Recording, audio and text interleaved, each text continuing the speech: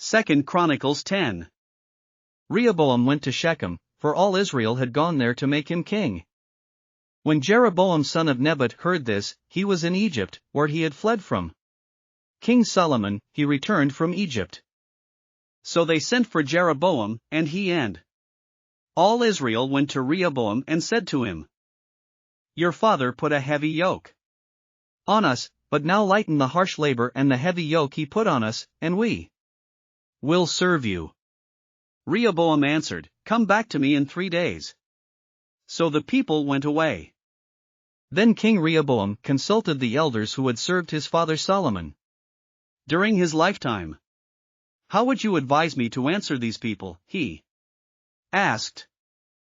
They replied, "If you will be kind to these people and please them and give them a favorable answer, they will always be your servants."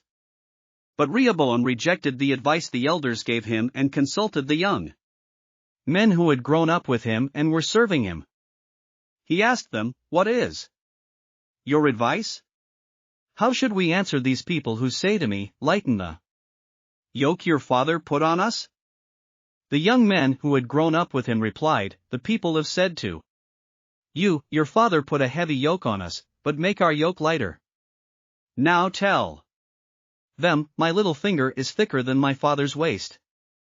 My father laid on you a heavy yoke, I will make it even heavier. My father scourged you with whips, I will scourge you with scorpions." 3 days later Jeroboam and all the people returned to Rehoboam, as the king had said, "Come back to me in 3 days." The king answered them harshly, rejecting the advice of the elders. He followed the advice of the young men and said, "My father made your yoke heavy, I will make it even heavier.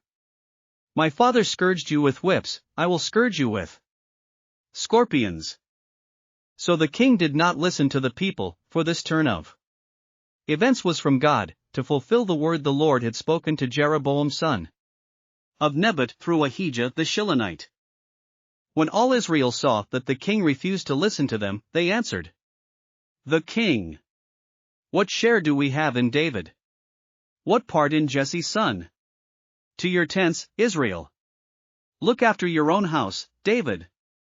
So all the Israelites went home. But as for the Israelites who were living in the towns of Judah, Rehoboam still ruled over them.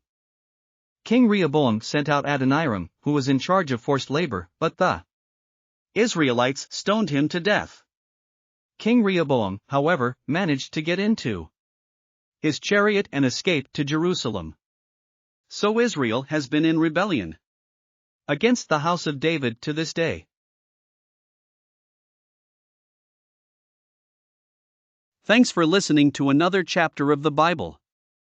At My Faith Fuel, we believe a good coffee fuels your faith and energizes your day.